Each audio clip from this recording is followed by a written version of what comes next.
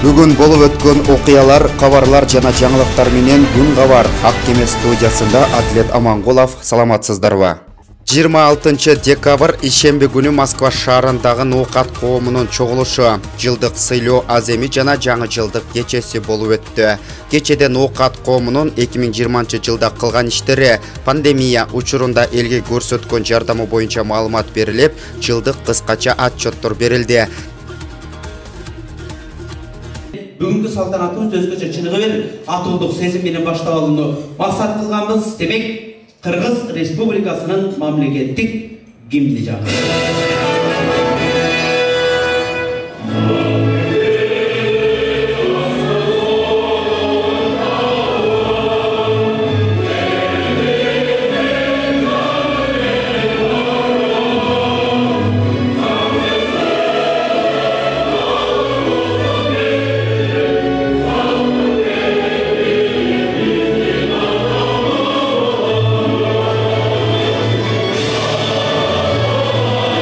Кече Кыргыз Республикасынын гимни менен башталып, ноокаттын активдүү айылдары Ноокат райондук администрация тарабынан ыраазычылык каттар, алкыш, ардак грамоталар менен сыйланды. Мындан сырткары ноокаттын кыз келиндеринен куралган Саралтын ноокат коомунун концерттик программалары тартууланып, келген жаш балдарга майрамдык жакшы маанай тартуулашты.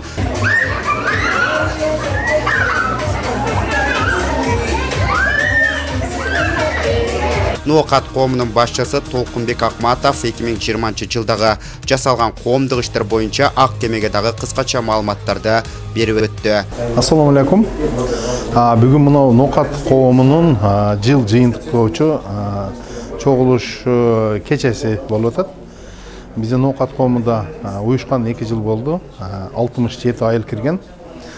67 айыл кирген, быйыл чоң көп иштерди кылышты азыр. Ар бир айыл өздөрүнүн айылына жардам кылган, тияк-бияк болуп 50 миллион сомго жакын жардам кылышыптыр азыр. Андан тышкары 5 бипап аппарат алып беришти. Райондук деңгээлдин, райондун өзүнө бар борбордук ооруканага. Андан бөлөк ар бир айыл өздөрүнө жардам кылышып атышты. Ноокат коому өзү 1 миллион 800 миң сомчо жардам кылышыптыр. Андан тышкары баягы груз 200 дегендер ошонго окшогондорду ортодо кылып атышат.